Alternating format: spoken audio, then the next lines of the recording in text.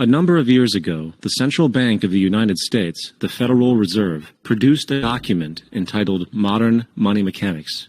This publication detailed the institutionalized practice of money creation as utilized by the Federal Reserve and the web of global commercial banks it supports. On the opening page, the document states its objective.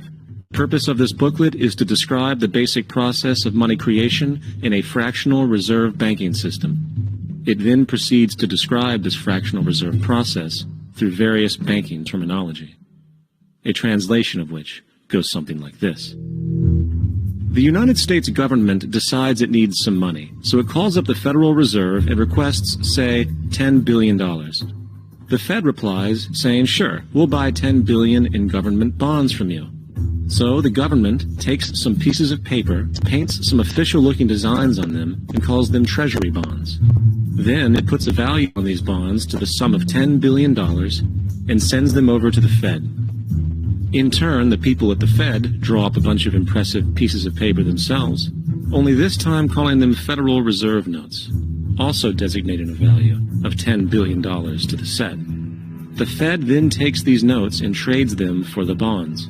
Once this exchange is complete, the government then takes the $10 billion in Federal Reserve notes and deposits it into a bank account. And upon this deposit, the paper notes officially become legal tender money, adding $10 billion to the U.S. money supply. And there it is. $10 billion in new money has been created. Of course, this example is a generalization, for, in reality, this transaction would occur electronically, with no paper used at all.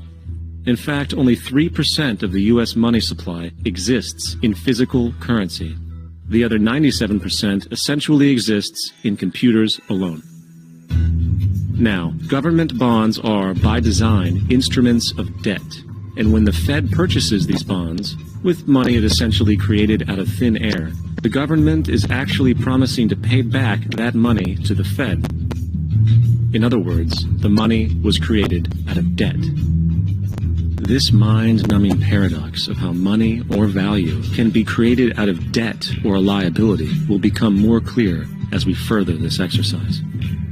So, the exchange has been made and now $10 billion sits in a commercial bank account.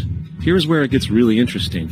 For as based on the fractional reserve practice, that $10 billion deposit instantly becomes part of the bank's reserves, just as all deposits do. And regarding reserve requirements, as stated in Modern Money Mechanics, a bank must maintain legally required reserves equal to a prescribed percentage of its deposits. It then quantifies this by stating, under current regulations, the reserve requirement against most transaction accounts is 10%. This means that with a $10 billion deposit, 10% or $1 billion is held as the required reserve, while the other $9 billion is considered an excessive reserve and can be used as the basis for new loans. Now, it is logical to assume that this $9 billion is literally coming out of the existing $10 billion deposit.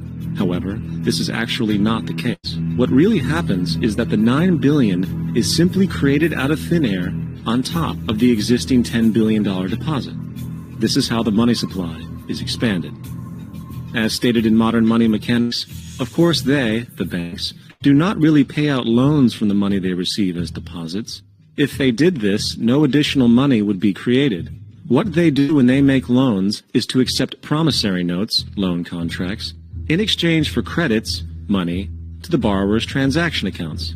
In other words, the $9 billion can be created out of nothing simply because there is a demand for such a loan and that there is a $10 billion deposit to satisfy the reserve requirements. Now, let's assume that somebody walks into this bank and borrows the newly available $9 billion. They will then most likely take that money and deposit it into their own bank account. The process then repeats, for that deposit becomes part of the bank's reserves. 10% is isolated, and in turn 90% of the $9 billion, or $8.1 billion, is now available as newly created money for more loans. And, of course, that 8.1 can be loaned out and redeposited, creating an additional 7.2 billion to 6.5 billion to 5.9 billion, etc. This deposit money creation loan cycle can technically go on to infinity. The average mathematical result is that about $90 billion can be created on top of the original $10 billion. In other words, for every deposit that ever occurs in the banking system, about 9 times that amount can be created out of thin air. Money jitters. Ask the obliging Bank of America for a jar of soothing instant money, M-O-N-E-Y, in the form of a convenient personal loan. So, now that we understand how